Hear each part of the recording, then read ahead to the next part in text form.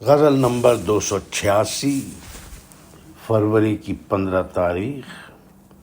اور شعر وہ کہ یعنی جو اس کا جو مزاج ہے یا جو موقع ہے، مزاج نہیں موقع کہنا چاہیے، جو ہے وہ عام ہی ہے، سب شاعر اس پہ اٹیمپٹ کرتے ہیں۔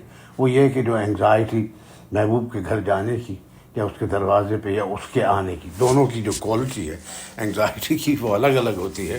جیسے تو یہ شعر جو ہے وہ پڑھتے ہیں اور آگے پھر بات نکالیں گے اس کو پڑھتے ہوئے، اور اس کی چیزیں پڑھتے ہوئے اور اچھی چیزیں نظر آئیں اور لطف کی چیزیں ڈسکور ہوئیں، جس کے بارے میں گفتگو کریں گے۔ تو شعر یوں ہے کہ آج ہمارے گھر آیا ہے تو کیا ہے یہاں جو نثار کریں، اللہ کھینچ بغل میں تجھ کو دیر تلک ہم پیار کریں۔ پہلا جو مصرع ہے، آج ہمارے گھر آیا ہے تو کیا ہے جو نثار کریں، اس کو تو مصرع کو پڑھتے ہی غالب کا وہ شعر یاد آتا ہے، وہ آپ سب لوگوں کو معلوم ہے، جس کا کہ وہ آئے گھر میں ہمارے خدا کی قدرت ہے، کبھی ہم ان کو کبھی اپنے گھر کو دیکھتے ہیں۔ تو بے انتہا اعلیٰ شعر ہے غالب کا، وہ بہت ہی اعلیٰ۔ اتنے سادہ الفاظ میں غالب کے جو ہیں شعر عام طور پہ نہیں ہوتے، عام طور پہ، لیکن یہ کمال شعر ہے، کبھی ہم ان کو کبھی اپنے، اس کے اندر ابہام جو ہے اس کی جو معنی ہے آئے گھر میں، تو یہ بڑا عام ہے کہ ہم وہاں جائیں تو کیا ہوا، وہ جو آئیں تو کیا، کہ آپ باہر نکل کے دیکھا تو کھٹکا ہوا، آواز ہو بہو تیرے آواز پاک تھا، باہر نکل کے دیکھا تو کھٹکا، غالباً احمد ندیم قاسمی کا شعر ہے۔ اور پروین شاکر کا کہ دروازہ کھلا ہے کہ کوئی آ کے نہ لوٹے، اور اس کے لیے جو کبھی آیا نہ گیا ہو۔ تو یہ بڑی مزے کی چیزیں، کبھی آپ ہمارے گھر تشریف لائیں، ہمارا غریب خانہ ہے، آپ کا دولت کا ہے، یہ سارے جو ہیں معاملات چلتے رہتے ہیں۔ ہمارے ہاں علاقے میں کی زبان میں ٹرکوں وغیرہ بھی لکھا ہوتا ہے، لوگ کہتے ہیں کتے پہ بننے ہو، کدے اٹک بھی آؤ نہ جی، کدے برانے آؤ نہ پرانا، اس میں تھوڑا سر کہہ بھی ہو تو آؤ تو آپ کو بتائیں گے ہمارے کیا ہیں۔ تو یہ جو شعر ہے کہ یہ پورا پڑھتے کہ آج ہمارے گھر آیا ہے تو کیا ہے جو نثار کریں، اللہ کھینچ بغل میں تجھ کو دیر تلک ہم پیار کریں۔ اب دوسرا مصرع جو ہے وہ غالب کے مزاج سے بالکل علیحدہ ایک ایروز کی لائن کا شعر ہے کہ اللہ، یہ میں نے شعر میں پہلی دفعہ دیکھا اس طرح سے استعمال ہوتے ہوئے، اور میں نے معلوم کیا اس کا مطلب کہ اللہ کھینچ بغل میں تجھ کو، اس کے بہت سے معنی ہیں، لیکن یہاں اس کا مطلب ہے سوائے اس کے، ہمارے پاس اس کے علاوہ کوئی چارہ نہیں ہے، کوئی چوائس ہی نہیں ہے، یعنی دیکھ لیا تو بالکل کوئی آپشن رہ ہی نہیں جاتا سوائے اس کے، بات چیت کا، کھانے پینے کا، کسی چیز کا، اور تجھ کو دیر بغل میں تجھ کو دیر تلک ہم پیار۔ تو ایک تو یہ کہ بغل سے زیادہ انٹیمیٹ جگہ اور کوئی ہوتی نہیں انسان کی، کم از کم پرنٹ میں جس کو استعمال آپ کر سکیں کہ بغل میں تجھ کو دیر تلک ہم پیار کریں۔ تو نثار اور پیار، تو ہم نثار کیا کر سکتے، یعنی اس سے بڑی کوئی چیز ہے ہی نہیں، پیار جو ہمارا پیار ہے اس کو نثار کرنا، اور اس کو نثار کرنے میں ون ون ہے۔ آپ نے اپنی سب سے جو عزیز چیز تھی، پیاری چیز تھی، انویسٹڈ چیز تھی، وہ دے بھی دی اور پھر رہ بھی، بہت اعلیٰ اس میں بات کی ہے شعر میں۔ میر کا ایک شعر مجھے جو اس میں نہیں استعمال ہوا لیکن مجھے یاد آیا اس سے، ایک اور اسی معنی میں، اسی علاقے کا شعر کہ رنگ شکستہ اپنا بھی ہے دید کے تئیں، ایک آدھ رات آ کر یہاں بھی بسر کرو۔ اس کے اوپر بات اب نہیں کروں گا کیونکہ اور چیزیں ہیں اس پرانے والے شعر کی، ورنہ اس میں بھی بڑے معنی ہیں، بڑے مزید ہے۔ اس میں ایک اور بس میں کہتا جاؤں، وہ جگر کا ایک شعر مجھے بہت پسند ہے، وہ اس کے آنے کا نہیں، اپنے جانے کا ہے، جو عابدہ پروین نے غزل ان کی گائی ہے، صوفیانہ سی غزل ہے، اس کا وہ شعر بہت عمدہ ہے کہ ان کی حریم ناز کہاں اور ہم کہاں، نقش و نگار پردہ در دیکھتے رہے، کہ ہم تو وہیں کھڑے رہ گئے۔ یا چلیے اس کو رہنے دے، اسی شعر پہ چلتے ہیں۔ کہتے ہیں اس شعر کو، فاروقی صاحب کہتے ہیں اس شعر کو بعض لوگوں نے رنجیدگی پر مبنی بتایا ہے، حالانکہ صاف ظاہر ہے کہ یہ چالاکی کا شعر ہے، چالاکی کا پتہ نہیں کیسے، اور اس میں فقر اور اموال دنیا کے نہ ہونے کا جو کنایا ہے، تو بھی اس میں کوئی تلخی یا حزن نہیں، وہ تو بالکل ٹھیک ہے، بلکہ ایک طرح کا غرور اور طمانیت ہے، ایبسلیوٹلی، بڑا ایروگنس ہے اس کی۔ پھر ایک تابہ کا شعر یوز کرتے ہیں فاروق صاحب، کہتے ہیں آج آیا ہے یار گھر میرے، آج آیا ہے یار گھر میرے، یہ خوشی کس سے میں کہوں تابہ۔ ٹھیک ہے، پٹے پڑ رہے ہیں، خوشی مان لیا۔ ایک اور ان کا شعر کہ بعد مدت کے ماہ رو آیا، کیوں نہ اس کے گلے لگوں تاباں، مجھے یہ کوئی ایسے خاص نہیں لگے شعر، لیکن کہتے ہیں ردیف یہاں بہت لطف دے رہی ہے، لیکن حزن اور شکست خوردگی یہاں بھی نہیں۔ تینوں شاعروں کا مزاج کا فرق دیکھنا ہو تو غالب کو بھی یاد کر لیجئے کہ ہے خبر گرم ان کے آنے کی، آج ہی گھر میں بوریا نہ ہوا۔ بوریا خوب لفظ تھا پرانا، بہت اچھا لگتا ہے اب بھی استعمال کرنے کے لیے، سامان کفالت کہہ لوں میں تو شاید ٹھیک ہے یہ۔ لیکن میں حیران ہوں کہ فاروقی صاحب نے کبھی ہم ان کو کبھی اپنے گھر کو دیکھتے ہیں والا شعر نہیں کوٹ کیا انہوں نے۔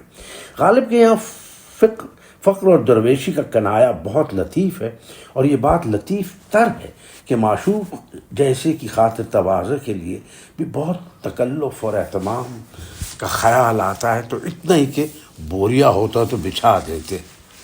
ایک بڑا اچھا واقعہ بتا رہے ہیں، کہتے ہیں کہ حضرت بابا فرید صاحب کے یہاں عام طور پر کچے گولر ابال کر کھائے جاتے تھے جب کوئی خاص مہمان، مثلاً بابا نظام الدین قیام پذیر ہوتا تو فرماتے کہ دلی کے مہمان آئے ہیں، آج نمک ڈال کر گولر ابالنا بھائی بات، یعنی اتنی خاطر کہ نمک ڈال دینا، عام طور پہ نمک بھی نہیں ہوتا تھا۔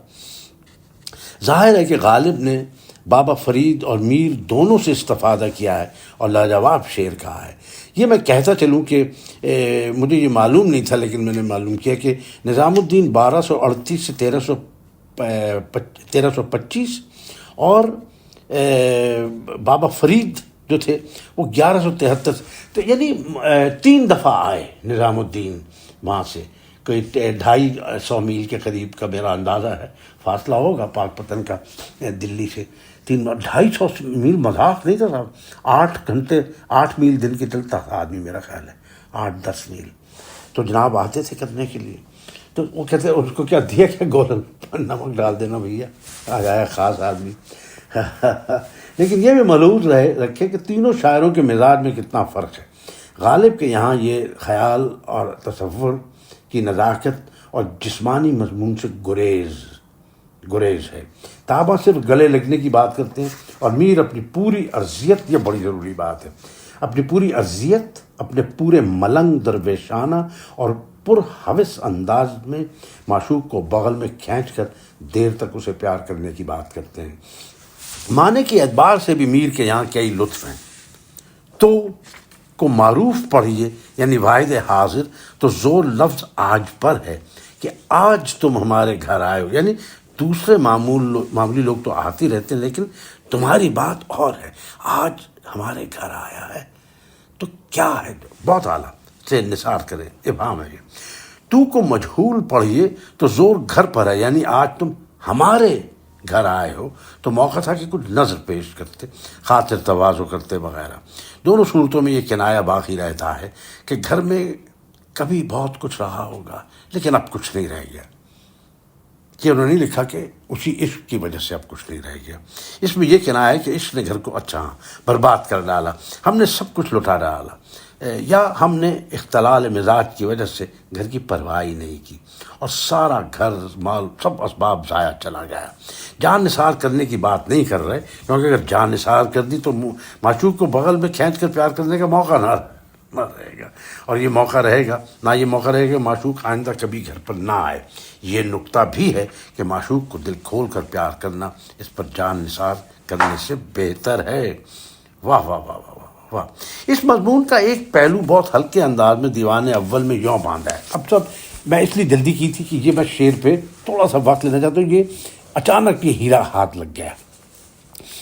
تنکا نہیں رہا ہے کیا اب نثار کریے، آگے ہی ہم تو گھر کو جاروب کر چکے ہیں۔ ہائے ہائے ہائے ہائے۔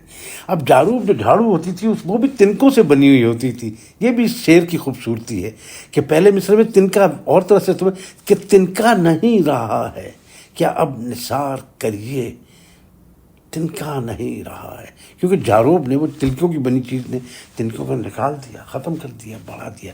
دولت نے دولت کو اس سے صاف، آگے ہی ہم تو گھر کو جاروب کر چکے ہیں۔ اب ہم تو ویکیوم کلینرز اور پاور ہے ویکیوم کلینرز کے زمانے میں رہتے ہیں، تو بچوں کو جاروب کا لفظ ہی متروک ہو چکا ہے تقریباً، پلینڈی کی طرح یا نسینی کی طرح یا سڑانچی پھکنی، اس قسم کی چیزیں جس سے اماں ہماری ہمیں خوب پینٹی لگاتی ہیں۔ وہ ختم ہو گئی. لیکن صاحب یہ میں ایک شعر ضرور ختم ہونے سے پہلے ذکر کروں گا اس کا، کہ بغل میں کھینچنے کا جو وہاں شعر اس نے استعمال کیا کہ اللہ کھینچ بغل میں تجھ کو دیر تلک ہم پیار کریں. تو ایک میر کا شعر ہے کہ تھا شب کسے کسائے، یہ آج ویلنٹائنس ڈے ہے، اس میں ہے یہ، اس کے سلسلے میں نظر کر رہا ہوں. تھا شب کسے کسائے تیغے کشیدہ کف میں، تیغے کشیدہ کف میں، پر میں نے بھی بغل میں بے اختیار کھینچا. بھائی واہ، پر میں نے بھی بغل میں، یعنی کیا پالا جمع، پر میں نے بھی بغل میں بے اختیار کھینچا. کیا کہنے.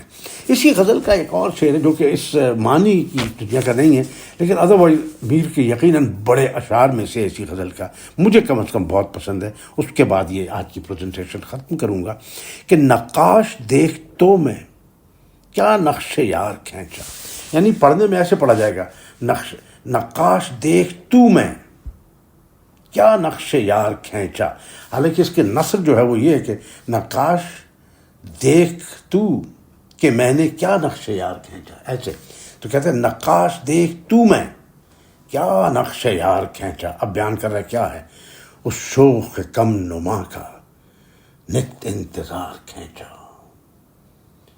اس شوق کم نما کا نت انتظار کھینچا.